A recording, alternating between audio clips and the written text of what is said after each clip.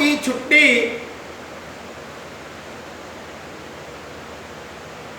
शुक्रवार को होती है।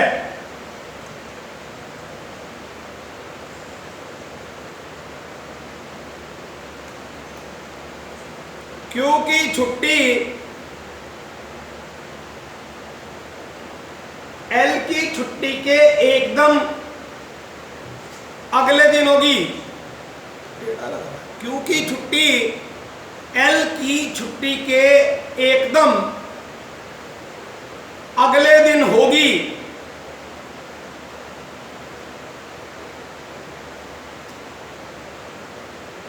और दोनों कभी भी एक ही शिफ्ट में काम नहीं करते हैं। और दोनों कभी भी एक ही शिफ्ट में काम नहीं करते हैं।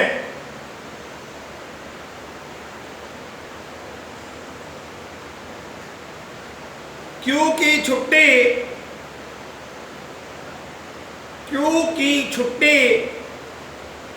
L की छुट्टी के अगले दिन है।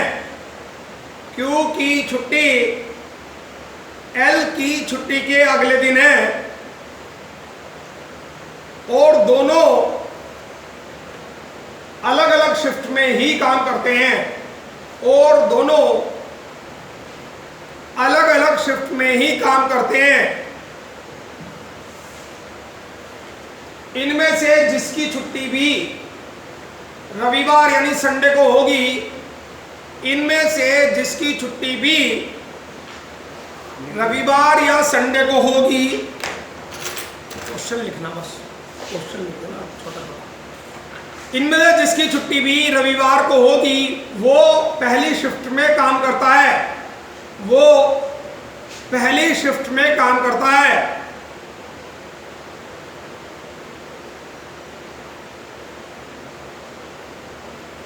L और P कभी भी सेम शिफ्ट में काम नहीं करते हैं। L और P कभी भी सेम शिफ्ट में काम नहीं करते हैं।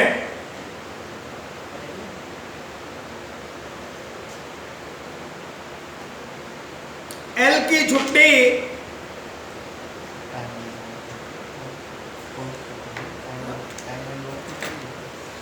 पजल L की छुट्टी मंगलवार को है। आपको 2 पजल पहले दे चुका हूं मैंने आपको बताया था ये 5 क्वेश्चन आते हैं एक साथ जब भी आएंगे। पजल कैसे सोल्व होती है, अलग अलग टाइप की पजल होती हैं, मतलब दिमाग का यूज करना। इसका कोई रूल नहीं है। रूल क्या बताया था मैंने? टेबल। क्या बताया था? टेबल बनानी है। अगर टेबल बन गई तो आपकी पजल सोल्व हो जाएगी। क्वेश्चन नंबर पहला लिखो,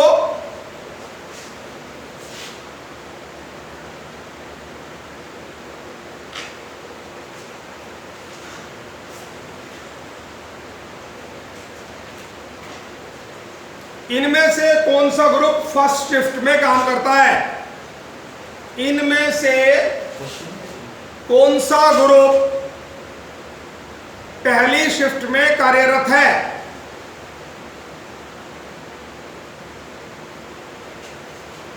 SL पहला ऑप्शन है।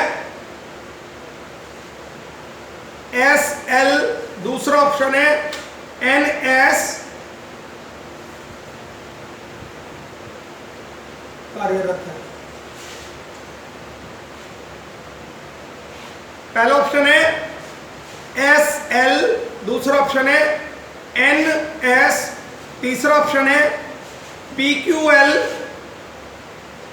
चौथा ऑप्शन है NSL और नन ऑफ दीज, पांचवा ऑप्शन। Q की छुट्टी किस दिन है? Q की छुट्टी किस दिन है? पहला ऑप्शन मंगल, दूसरा ऑप्शन बुध, तीसरा ऑप्शन रवि। मंगल, बुध, रविवार। Q Q P Q Q Q queen. Q means queen. Q लिख दो आप। Q की छुट्टी किस दिन पड़ती है? मंगल को, बुध को, रविवार को ट्यूसडे,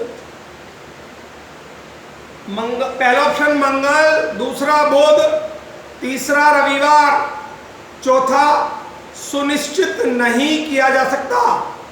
चौथा सुनिश्चित नहीं किया जा सकता, मतलब इसका आंसर नहीं निकाल सकते हम। इसे आंकड़े अपर्याप्त के नाम से भी आ जाता है ऑप्शन, सुनिश्चित नहीं किया जा सकता या आंकड़े अपर्याप्त हैं। इनमें से कौन सा समूह पजल के हिसाब से सही है? इनमें से कौन सा समूह पजल के हिसाब से सही है? सर ये 4 लिख दे। पजल के हिसाब से PUZZLE लिखो। पजल के हिसाब से सही है। पहला ऑप्शन है, देखो जरा से, second M Sunday, second M Sunday SUN। बस। दूसरा ऑप्शन है third N Sunday N next. तीसरा ऑप्शन है second P Sunday, second P Sunday. चौथा ऑप्शन है IL ट्यूसडे, IL ट्यूसडे। इनमें से कोई नहीं।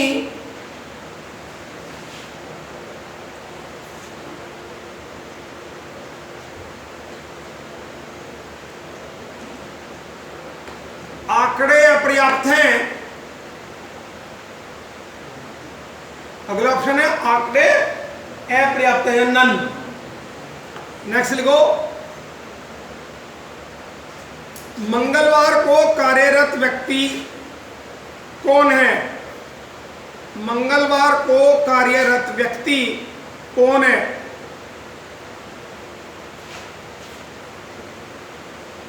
LMNP।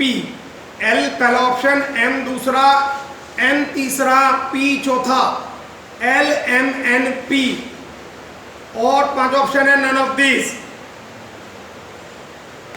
फर्स्ट शिफ्ट में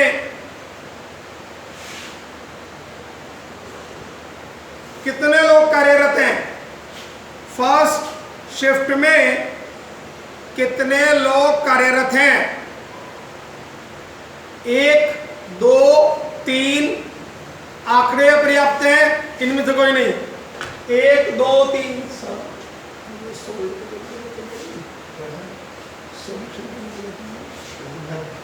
1, 2, 3। एक व्यक्ति, 2 व्यक्ति, 3 व्यक्ति।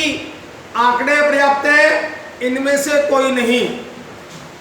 ठीक है, देखो ओरिजिनली तो ये पजल आई थी, और ये पजल मैंने क्यों दी आपको? ये पजल सोल्ड नहीं हो सकती, इसमें आंकड़े अपर्याप्त ज्यादा आंसर आएंगे। एक तो ये चीज ध्यान रखनी है। इसके बाद मैं आपको इसका सॉल्यूशन भी बता दूंगा, इसका सॉल्यूशन निकलेगा कैसे। इसमें कुछ कंडीशन दी हुई नहीं है। अगर वो कंडीशन दी हुई थी तो पजल सोल्ड हो जाती है। हम क्या करते हैं, एग्जाम में गए और हम ओवर कॉन्फिडेंट होते हैं, पजल तो हम सोल्व कर ही देंगे, सबसे आसान काम है। तो भाई इसमें कोई मैथ का फॉर्मूला नहीं लग रहा, कोई टेक्निक नहीं लगानी, टेबल बनानी है, सोल्व कर देंगे। लेकिन हम सोल्व नहीं कर पाते, तो वो चीज मैं आपको बताऊंगा कि ये पजल सोल्व क्यों नहीं हो गया। ठीक, उसके बाद इसकी कंडीशन लिखवा दूंगा मैं आपको, और क्या हम उसको सोल्व कर सकते हैं। लो एक ना वो दे दो मुझे कॉपी, कोई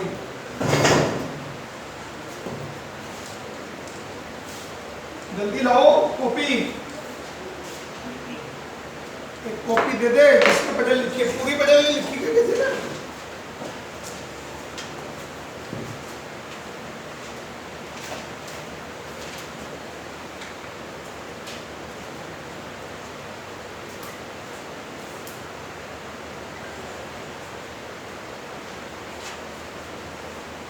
लिख दिया। देखो पहले तो हम डाटा इकट्ठा करते हैं। डाटा तीन तरह का है हमारे पास। पहले तो नाम है L M N P Q R S, 7 लोग हो गए। 3 शिफ्ट है, पहली शिफ्ट, दूसरी शिफ्ट, तीसरी शिफ्ट। इनकी टाइमिंग भी दी हुई है, लेकिन टाइमिंग के बारे में कोई क्वेश्चन नहीं पूछा, ध्यान से देख लो। तो जैसे कई बार क्या होता है, पजल में एक्स्ट्रा चीज दे देता है और बच्चा उलझ जाता है। मैं उस टाइमिंग को क्यों नहीं ले रहा हूं, ये चीज देखो। ना तो किसी क्वेश्चन में टाइमिंग पूछी और ना टाइमिंग के बारे में डाटा दिया। उसने शिफ्ट के बारे में डाटा दिया कि वो पहली शिफ्ट में काम कर रहा है, दूसरे में कर रहा है, तीसरे में। उसने कभी ये नहीं कहा कि वो 2 बजे काम कर रहा। इसी पजल को अगर चेंज कर दिया जाए, ऐसी भी पजल आ जाती है। इसी पजल का एक और वर्जन दूंगा मैं कल, और वो सोल्व हो जाएगी। कल देंगे इसका पूरा सॉल्यूशन। वो किस तरह की पजल होती है, क्वेश्चन सेम ही होंगे, तो वो हम कर पाएंगे क्या। जैसे इसमें देगा कि L 2 बजे काम करता है दिन के, तो L 2 बजे काम करता है तो कौन सी शिफ्ट हुई? देखो L 2 बजे काम करता है तो कौन सी शिफ्ट हुई? इसमें से देख के बताओ, पहली, दूसरी, तीसरी? पहली शिफ्ट हुई दिन में 2 बजे। ध्यान से देखो, पहली शिफ्ट हुई ना दिन में 2 बजे, 9 से 5 है, तो 2 कब पढ़ रहे? तो वो पजल भी आ सकती है। बिल्कुल सेम पजल का एक और वर्जन हम आपको कल देंगे। ये पजल सोल्व नहीं होने वाली है, मैंने पहले ही बता दिया, लेकिन फिर भी हम ट्राई मारते हैं, क्या पता हमारा दिमाग ज्यादा तेज हो और हम सोल्व कर दें। तो पहला डाटा हो गया 7 लोग, दूसरा डाटा हो गया शिफ्ट, और तीसरा डाटा हो गया छुट्टी। या तो Monday, Tuesday, Wednesday, Thursday, Friday, Saturday और संडे। देखो ये 2 नाम है तो इसको थोड़ा सा ज्यादा लिख लिया, बाकी को हमने पहला अक्षर ले लिया, इंग्लिश में ले लिया हिंदी की बजाय। अब हम क्या करते हैं सॉल्यूशन के लिए, एक टेबल मैंने बताया था, और टेबल में 3 आंकड़े हैं तो 3 डाटे बनेंगे, ये तो पता ही है। आंकड़े कितने हैं? 3 तरह की बातें हैं ना, तो 3 ही ग्राफ बनेंगे हमारे, ये बात पता है ना आपको। तो यहां पे क्या होगा? नेम, यहां पे क्या होगा? शिफ्ट, और यहां पे क्या होगा? छुट्टी, हॉलीडे। समझ आ गया? सबसे पहले फिक्स क्या है हमारा, जो बिल्कुल फिक्स है? नाम। शिफ्ट फिक्स नहीं है और छुट्टी भी फिक्स नहीं है, तो नाम तो फिक्स है। नाम लिख दो, L M, साथ साथ लिखते जाना, N P Q R और S, ये नाम उतार लिए हमने सबसे पहले। अब एक एक चीज को, एक एक जो उसने इंफॉर्मेशन दी उसे पढ़ेंगे और इसमें भरी जाएगी तो भर देंगे। ये आंकड़े हमने बना लिए। अगर सारे आंकड़े भर गए तो पजल सोल्व, नहीं तो नहीं। क्या कह रहा है? प्रत्येक को सोमवार से रविवार छुट्टी मिलती है, लेकिन यह छुट्टी नामों के क्रम में नहीं है। मतलब इसे हम मंडे लगा दे, ट्यूसडे लगा दे, ऐसे क्रम में नहीं है ये छुट्टी। एक तो बात ये याद रखनी है। पहले क्या कह रहा है? N M क्या है? M और R एक साथ करे करते हैं। एक साथ का मतलब क्या है? एक ही शिफ्ट में, वैसे तीर लगा लो। M और R एक साथ करे करते हैं। कह रहा R दूसरी शिफ्ट में, देखो R सेकंड शिफ्ट में करता है तो ऑटोमेटिकली M भी सेकंड शिफ्ट में आ गया, क्योंकि दोनों साथ कार्य करते हैं। यह अपने आप होगा, या तो सोल्व अपने आप होगी या नहीं होगी। अगला देखो, R की छुट्टी शुक्रवार को होती है। R की छुट्टी, तो यहां से शुक्र काट दो। शुक्र किसी और की नहीं होगी छुट्टी, उसी की होगी। 7 दिन है, 7 आदमी है, 7 छुट्टी है। ये क्या लिखा है अगर? R की छुट्टी शुक्रवार को होती है, उससे आगे क्या लिखा? अरे बताओ भाई, छोड़ रखा किसी ने लिखी क्या पूरी पजल? के छुट्टे एल की छुट्टी के ऐसे एक दो अक्षर भी छोड़ोगे तो काम नहीं होगा। दिखाओ जरा किसकी पजल पूरी लिखी है। अक्षर छुटते ही तो पजल गायब हो जाती है। एक नाम ही छोड़ रखा सबसे ऊपर। एम आर अधूरी है, मैं ज्यादा तेज बोल रहा था क्या? जबकि आर दूसरी शिफ्ट में काम करता है। आर की छुट्टी शुक्रवार को होती है, बिल्कुल सही, क्योंकि आर छुट्टी एल छुट्टी क्या है।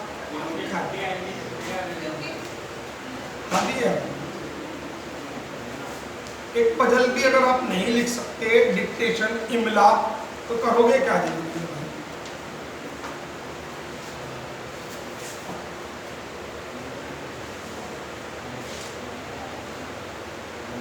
आर की छुट्टी शुक्रवार को होता है, क्योंकि छुट्टी एल की छुट्टी के एकदम क्या है भैया? एकदम अगले दिन पूरी। अरे क्योंकि वर्ड तो आ ही नहीं सकता। क्या लिख दिया? बताओ, मैं कहां देखूं उसको? किसी ने नहीं लिखी क्या? ये लिख रखा आर की छुट्टी शुक्रवार को होती है, क्योंकि छुट्टी एल की छुट्टी के एकदम अगले दिन है। हे भगवान, कहां से अकल लाओगे? सर कुछ नहीं हो सकता। अबे भाई क्योंकि क्यों लिख दिया? दिमाग बिल्कुल ही नहीं दिया भगवान ने। इन्होंने लिख रखा सब ने क्योंकि। अबे भाई क्योंकि कहां से पैदा हुए तुम? अकल से बिल्कुल ही अकल बिल्कुल लेके ही नहीं है। मैं हूं नजराज में क्योंकि। अरे भाई क्योंकि सही कर रहे थे। क्योंकि छुट्टी एल की छुट्टी के एकदम अगले दिन। एल की छुट्टी जिस दिन होगी ना, उसके तुरंत बाद क्यू की होगी। मतलब अगर एल सोमवार को है तो क्यू मंगल को हो जाएगा, ये फिक्स है। क्या बता रहे? क्यू की छुट्टी एल की छुट्टी के एकदम अगले दिन हो जाएगी। अब क्या कर रहा है? और दोनों कभी भी एक शिफ्ट में काम नहीं करते।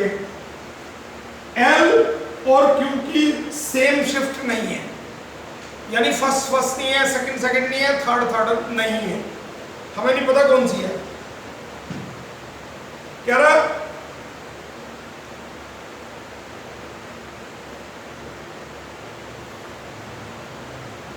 कहां गायब हो गया? इनमें से जिसकी छुट्टी रविवार को होगी वह पहली शिफ्ट में काम करेगा। तो ये अलग से लिख लो, संडे इक्वल टू फर्स्ट। यहां कहीं नहीं आ रहा, लेकिन संडे जिसकी छुट्टी होगी वो फर्स्ट शिफ्ट में कार्यरत होगा। फिर कह रहा एल और पी कभी भी पहली शिफ्ट में नहीं काम करते। एल और पी यानी ये या तो सेकंड में करता है, थर्ड में। देखो दो चीज आई, एल और पी फर्स्ट में नहीं काम करते तो कहां करते हैं? या तो सेकंड में या थर्ड में। एल और पी, तो दोनों डाटा आप यहां लिख दोगे, दोनों डाटा यहां पे लिख दोगे। कह रहा एल की छुट्टी मंगलवार को है, तो देखो एल की छुट्टी मंगल को और उससे अगली किसकी छुट्टी है? ये पहले ही आ चुका, तो क्यू के सामने क्या लिख दूं? वेडनेसडे। यानी ये हमारा गायब हो गया, ये डाटा जो हमने बाहर लिया था टेबल में। टेबल में वही डाटा डालेंगे जो बिल्कुल फिक्स होगा। क्लियर? आगे क्या हुआ? एल की छुट्टी कहां है भाई? पजल इतनी थी क्या? बस अब देखो, इसके अलावा तो कुछ नहीं किया, कहीं से कुछ भी डाटा अवेलेबल नहीं है, तो ये सोल्ड ही नहीं हो रही पजल। आप कितनी भी कोशिश कर लो, पजल सोल्ड नहीं होने वाली, क्योंकि ये आंकड़ा पर्याप्त है, ये आंकड़ा है, ये आंकड़ा, ये आंकड़ा, ये आंकड़ा, ये आंकड़ा, सारे आंकड़े अपर्याप्त हैं। पहला क्वेश्चन है, इनमें से कौन सा युग्म पहली शिफ्ट में काम करता है? देखो ये पक्का तो नहीं फर्स्ट में ही काम करते हैं, ऐसा कहीं भी नहीं दिया, तो हम इसे निकाल ही नहीं सकते। None of this kind. दूसरा क्या है? क्यू की छुट्टी किस दिन पड़ती है? ये निकल जाएगा 100% वेस्ट। ये निकल गया, एक निकल गया, एक नन ऑफ दिस। फिर क्या कह रहा? इनमें से कौन सा समूह सही है? देखो एक समूह जो हमारा सबसे ज्यादा सही आ रहा वो आर निकल के आ रहा, और कोई सा नहीं निकल रहा। आर सेकेंड फ्राइडे है क्या नहीं? यहाँ आर सेकेंड फ्राइडे कहीं नहीं है, क्या कहें? None of these. केवल एक समूह ही हम सही निकाल पाए हैं। ठीक है, अगला क्या है? यहां क्वेश्चन क्या था चौथा?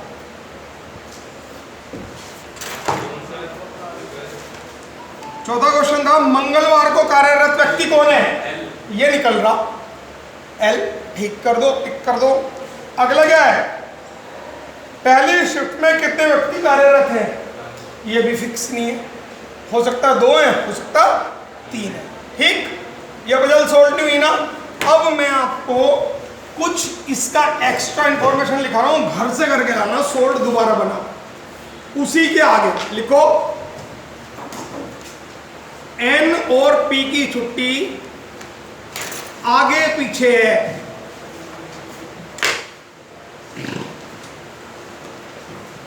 एन और पी की छुट्टी आगे पीछे है।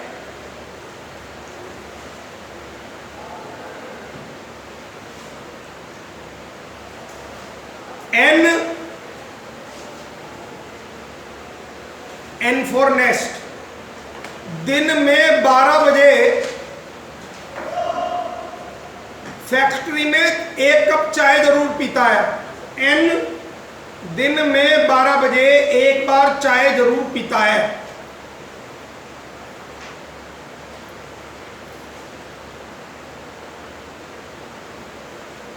इनमें से जो भी व्यक्ति थर्ड शिफ्ट में कार्यरत है, इनमें से जो भी व्यक्ति थर्ड शिफ्ट में कार्यरत है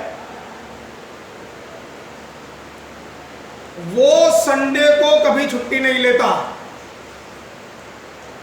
इनमें से जो भी व्यक्ति थर्ड शिफ्ट में कार्यरत है वो संडे को कभी छुट्टी नहीं लेता।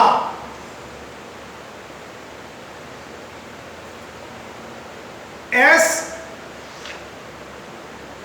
शिव भगवान का भक्त है और शिवजी वाले दिन छुट्टी लेकर जल चढ़ाने जाता है। एस शिव भगवान का भक्त है और शिवजी वाले दिन छुट्टी लेकर मंदिर में जल चढ़ाने जाता है।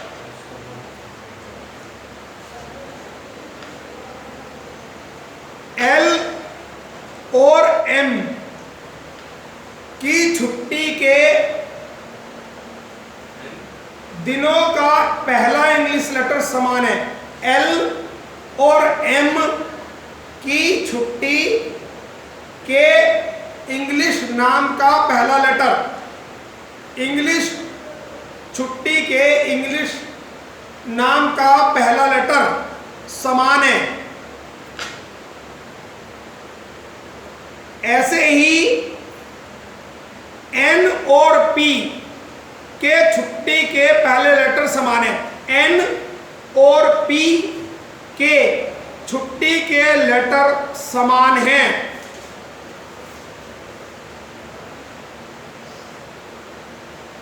एल और एस सेम शिफ्ट में कार्य करते हैं। एल और एस सेम शिफ्ट में कार्य करते हैं।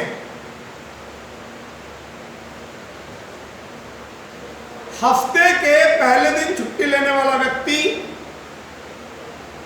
हफ्ते के पहले दिन छुट्टी लेने वाला व्यक्ति केवल फर्स्ट शिफ्ट में कार्यरत है। हफ्ते के पहले दिन छुट्टी लेने वाला व्यक्ति फर्स्ट शिफ्ट में कार्य करता है।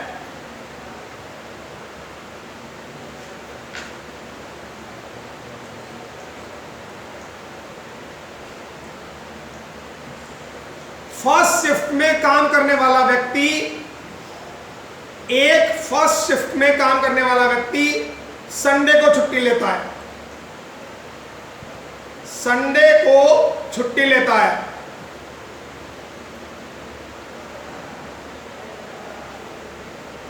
इनमें से किन्हीं दो शिफ्टों में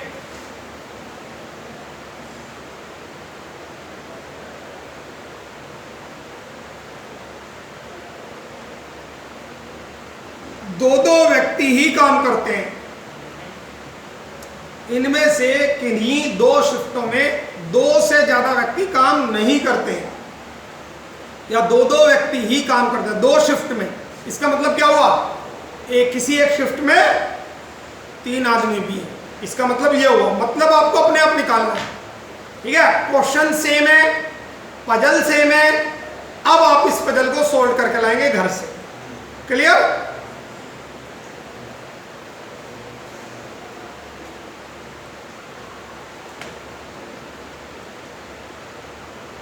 पहले मैंने आपको इंग्लिश ग्रामर कराई थी कल परसों,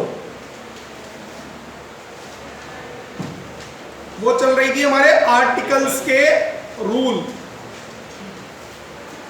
ठीक है,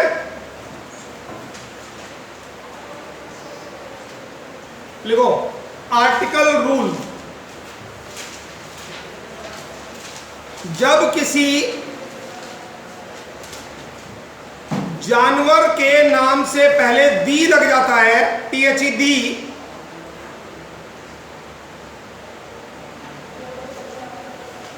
तो वह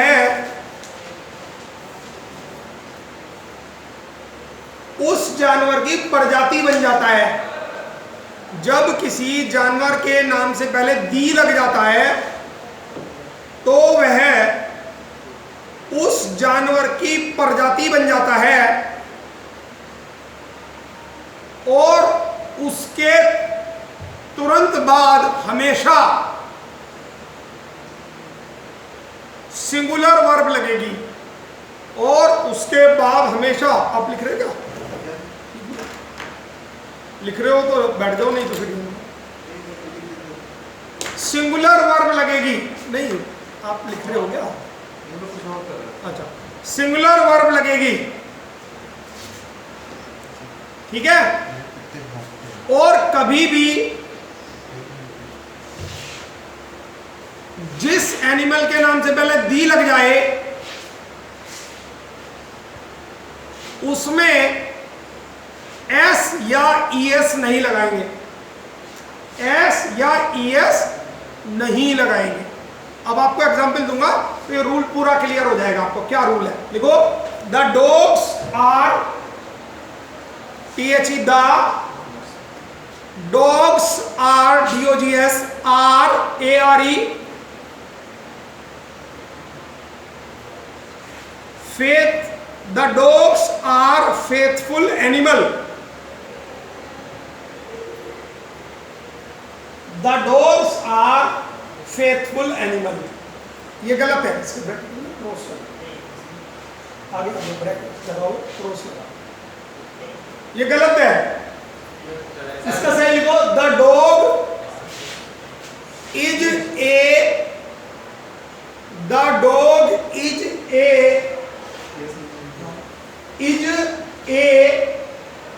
faithful animal।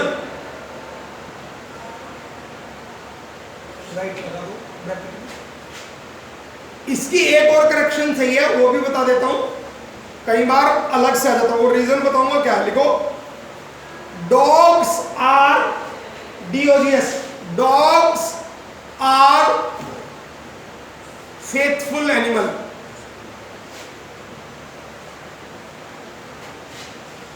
ब्रैकेट में राइट का निशान लगा। देखो यहां पे दो करेक्शन है ना, तो ऊपर वाले की करेक्शन दोनों सही है, दूसरा भी तीसरा भी। हमारे लिए अगर एग्जाम में आता है ये सर, डॉग्स के आगे अंडरलाइन स्लैश, आर के आगे, फेथफुल के आगे, इसके ऊपर ए लिख दो, ऊपर स्मॉल ए, B C D। इस तरह का सेंटेंस आएगा, ओब्लिक करके उस पे ABCD लिखा होगा, और पांचवा और लिख दो नो एरर, ओब्लिक करके, ओब्लिक कर दो, नो एरर, ई लिख दो। ऐसे क्वेश्चन आएगा। तो अब आप बताओ कौन से पार्ट में गलती है, ए में, बी में, सी में, डी में? दोनों सेंटेंस मैंने सही लिख दिए। कभी भी नहीं हो सकता, दो ऑप्शन आ सकते हैं, आ सकते हैं, नहीं आ सकते। कभी भी ये सेंटेंस इस तरह का नहीं आएगा। या तो ये डॉग्स के बाद आर के बाद लगा होना चाहिए निशान, तब होगा, लेकिन दोनों सेंटेंस सही है। अब ध्यान रखो, अगर दा लगाया तो डॉग में एस नहीं लगाना, और दा लगा दिया तो सिंगुलर लगानी। एक रूल तो ये हो गया। दूसरा रूल हो गया कि आप डॉग्स ही लगाना चाहते हो, दा नहीं लगाना चाहते, तो प्लूरल वर्ब आ जाए। ठीक है, इन दोनों में से कोई भी चीज सही हो सकती है। जैसे हमने कहा the cows are economically useful, गायें जो है इकोनॉमिकली यूजफुल होती हैं। The cows are economically useful, बताओ इसमें क्या गलती है?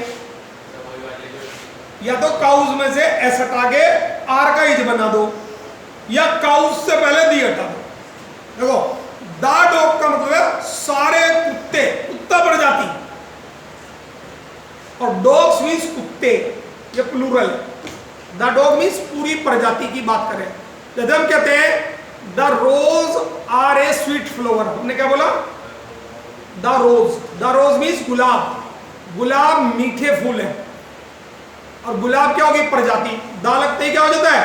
प्रजाति, गुलाब की प्रजाति। तो the rose are a sweet flower, इसे सही करो, क्या होगा?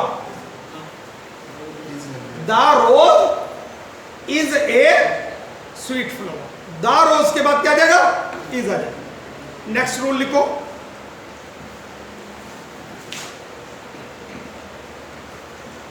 मैन MAN और वुमेन WOMAN, इनसे पहले कभी भी दी नहीं लगता, THE दी, बस WOMAN। इनसे पहले, दोनों शब्दों से पहले दी नहीं लगेगा, THE दी कभी नहीं लगेगा, भैया याद करो।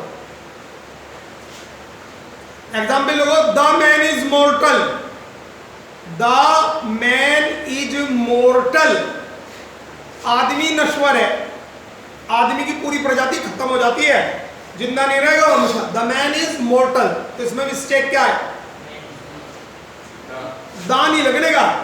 कभी आप सोचो, सर ने बताया था किसी प्रजाति के नाम से पहले दी लगाते, वो कुत्ता और थिंग, मतलब एनिमल और थिंग में तो लगेगा, मैन और वुमेन के लिए रूल नहीं लगेगा। ठीक है, अंडरस्टूड? चौथा रूल लिखो, किसी भी म्यूजिकल इंस्ट्रूमेंट से, किसी भी म्यूजिकल इंस्ट्रूमेंट से पहले दी नहीं लगेगा। म्यूजिकल इंस्ट्रूमेंट क्या होते हैं? गिटार है, फ्लूट है, हारमोनियम है, ये क्या होते हैं? Musical instrument, MUSICL, musical instrument, INSTRUMENT। इनसे पहले क्या नहीं लगेगा? दा नहीं लगेगा किसी भी सेंटेंस में, तुरंत हटा दोगे। एग्जाम्पल लिखो, Hari Prasad Chaurasia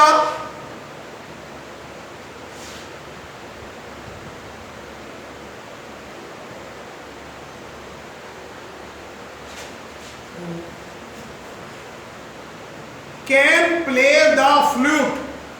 Hari Prasad Chaurasia can play the flute, FLUTE। Hari Prasad Chaurasia बहुत जबरदस्त बांसुरी बजाते थे। ठीक है, ये भी एक जीके का क्वेश्चन भी हो गया आपका। तो यहां मिस्टेक क्या है? जल्दी बताया तो भाई, गलती क्या है? दा के ऊपर गोल घेरा लगा के क्रॉस करो, दा नहीं आएगा यहां पे, दा नहीं आएगा। I can play the guitar, मैं गिटार बजा सकता हूं, क्या आएगा? I can play guitar. ठीक है, दा नहीं आएगा। नेक्स्ट लिखो,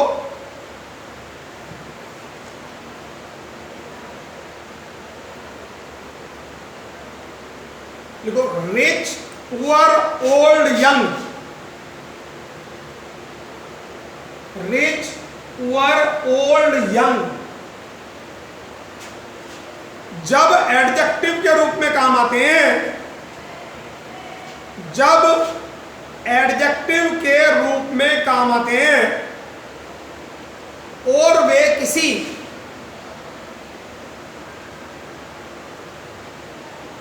विशेष क्लास को रिप्रेजेंट करते हैं। रिच पुअर ओल्ड यंग जब एडजेक्टिव के रूप में काम आते हैं और वे किसी क्लास को, क्लास मीन्स पूरी प्रजाति को, क्लास को रिप्रेजेंट करते हैं, तो उनसे पहले दी आएगा, उनसे पहले दी आएगा।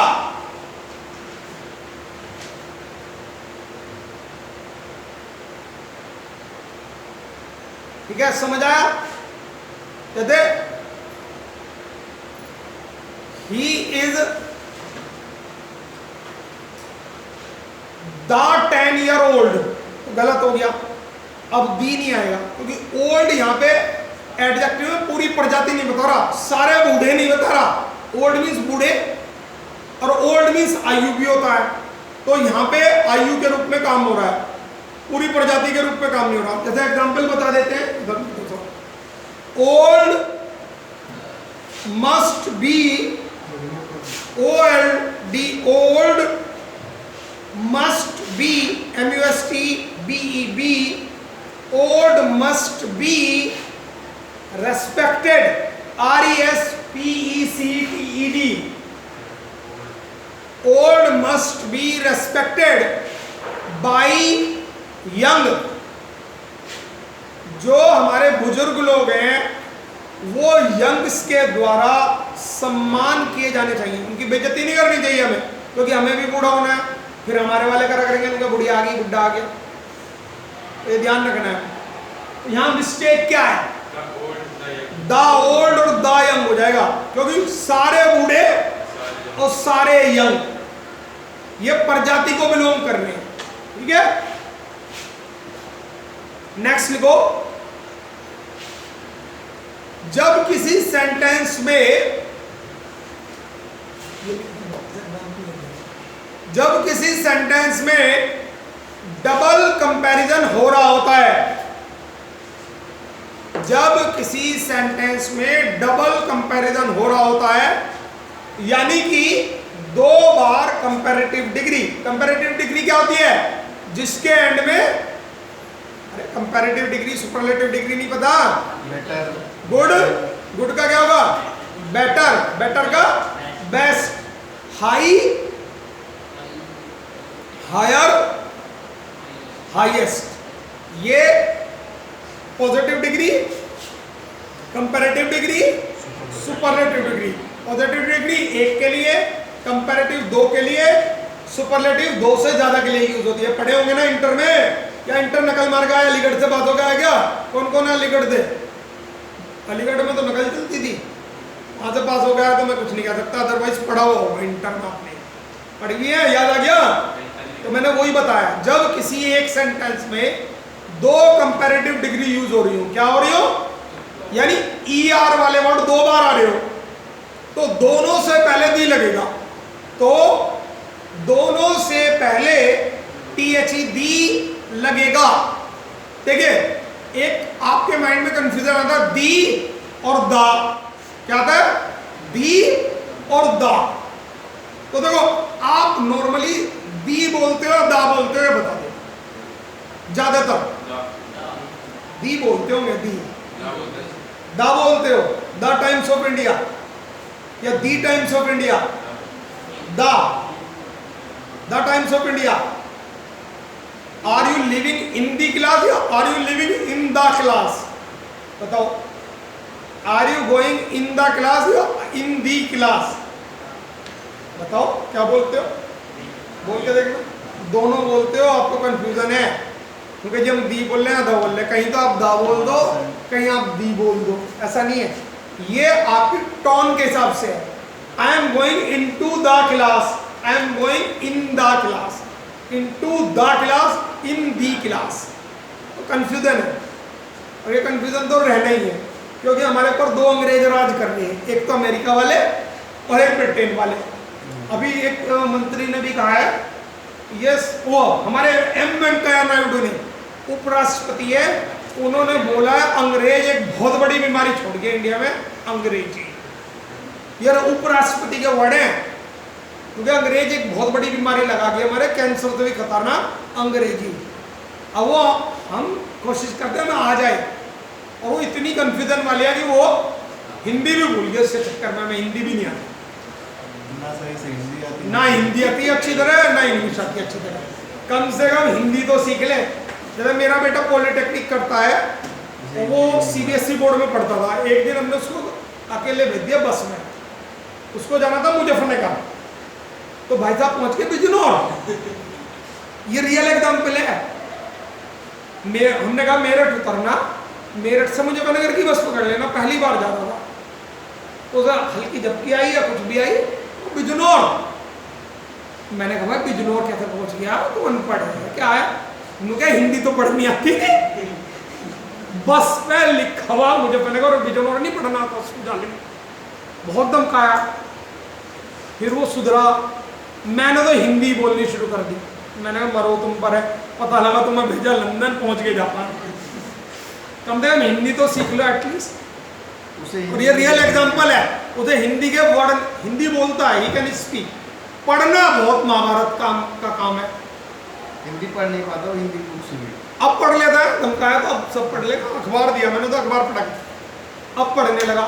मैंने अंक भी हिंदी में बोलने शुरू कर दिया, 19, 29, 39, 49, 59, 69, 80, 89, 90 मैं बोलता ही नहीं इंग्लिश में। 47, 1947 कोई नंबर पूछेगा ना तो मैं बताता हूँ 98, 372, 82, 318 लिख। सर आपको मैं हिंदी में बोलता हूँ ना, and sir can understand English better, और सर को जानबूझ के बोलता हूँ मैं हिंदी।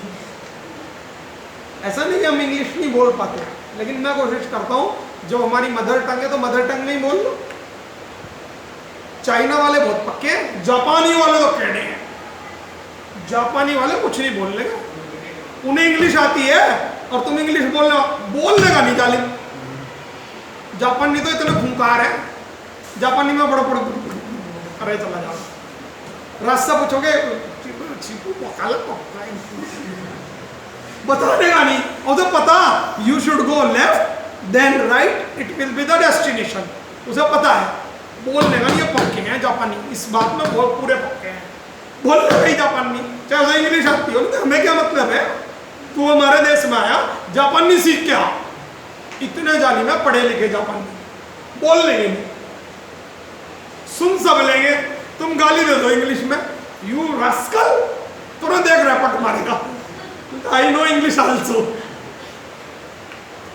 लेकिन हिंदी में बोलो जहां जरूरत पड़े, आल्सो वेलकम इन इंग्लिश। लेकिन हिंदी में अबे तेरे रैपट मार दो, ऐसी हिंदी भी नहीं बोलनी, शुद्ध हिंदी बोलनी है, प्योर प्यार वाली बोलनी है। प्यार वाली हिंदी भी तो होती है, ठीक है। एनीवे एग्जाम्पल देखो, higher you go, higher HIGHER, higher you go, comma colder you feel, higher you go, comma colder you feel. इसका हिंदी मीनिंग क्या हुआ, जितना ऊपर जाओगे उतनी ठंड महसूस होगी। समुद्र तल से जितना ऊपर चलते चले जाओगे उतनी ठंड महसूस होती रहेगी। देखो यहाँ पे हायर को और कोल्डर को अंडरलाइन करो, दो कंपैरेटिव डिग्री आई हुई है, तो एक गलत है, तो क्या करेंगे, the higher you go, the colder you feel. दोनों में क्या लगेगा, द, दोनों में द लगा दोगे, ये गलती है। क्लियर हो गया, कितने रूल हो गए, 5 हो गए, ज्यादा हो गए, कोई बात नहीं, 5 बहुत होते हैं, 5 रूल बहुत होते हैं। और इंग्लिश वर्ड करके लाए हो या नहीं लाए हो, ये बताओ। नहीं लाए होंगे, लाते नहीं सर, ये दिखाओ जरा। अगर नहीं लाए होंगे ना आज तो मैं आज बताने गया, मुझे कॉपी दिखाओ आज सारे टोटल एवरीबडी, कौन कौन करके लाया, कौन कौन करके लाता है, मैं देख तो दूँ क्या करते हैं नहीं करते हैं।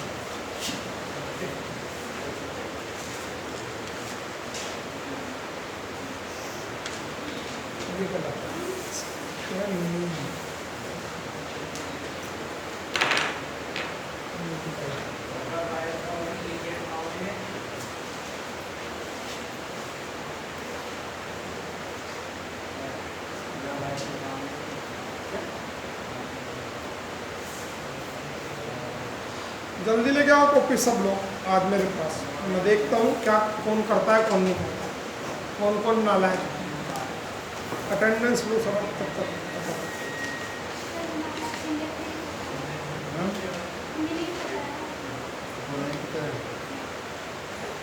ग्रेप कहाँ है? आदमी कभी भी वर्ब नहीं होता, मैन वर्ब थोड़ा होता है। Yellow book,